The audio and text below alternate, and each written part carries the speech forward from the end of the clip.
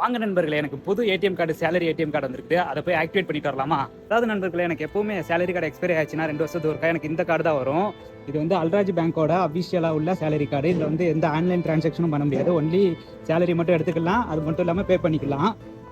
நான் இந்த கார்டு வந்து எப்பவுமே ஆக்டிவேட் பண்ணணும்னா பேங்க் போவேன். ஆனால் எனக்கு இந்த வாட்டி வந்திருக்குது யூஆர்பேயோட இந்த கார்டு. ஸோ இது வந்து எனக்கு எப்படின்னு தெரியல. அதனால் பேங்க் போய் அப்லோட் பண்ணணுமா, இல்லைனா வெளியே ஒரு மிஷின் மாதிரி உண்டு, அதில் போய் அப்லோட் பண்ணணுமா என்னங்கிறது எனக்கு தெரியாது. ஸோ ட்ரை பண்ணி பார்க்க போகிறேன்.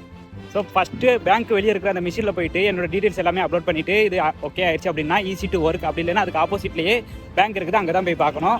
ஃபஸ்ட்டு மிஷினில் ட்ரை பண்ணுவோம் வாங்க. பக்கத்துலேயே பேங்க், அது பக்கத்துலேயே அந்த மிஷின் இருக்குது. முதல் மிஷினில் ட்ரை பண்ணிட்டு வருவோம்.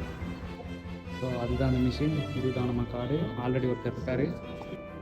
ஃபஸ்ட்டு இந்த நார்மல் மிஷினில் ட்ரை பண்ணுவோம். பிஸ்மில்லா.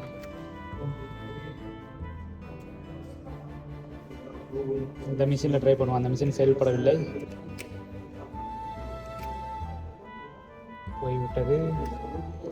இங்கிலீஷ். அதாவது நண்பர்களே, இன்னைக்கு சொதப்பல் தான். மெஷினில் வந்து இது இதாகலை, அது மட்டும் இல்லாமல் இங்கே பண்ண முடியாது அப்படிங்கிறாங்க. ஸோ யூஆர்பேன்னு அப்ளிகேஷன் இருக்கா, அதில் ட்ரை பண்ணி பார்க்க போகிறேன்.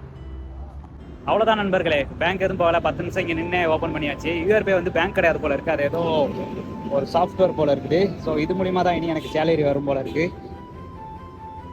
அதாவது நண்பர்களே, இந்த வாட்டி எனக்கு யூஆர்பேல வந்து சேலரி அக்கௌண்ட் ஓப்பன் பண்ணி கொடுத்துருக்காங்க. நான் அதை ஆன்லைன்லேயே ஓப்பன் பண்ணிட்டேன்.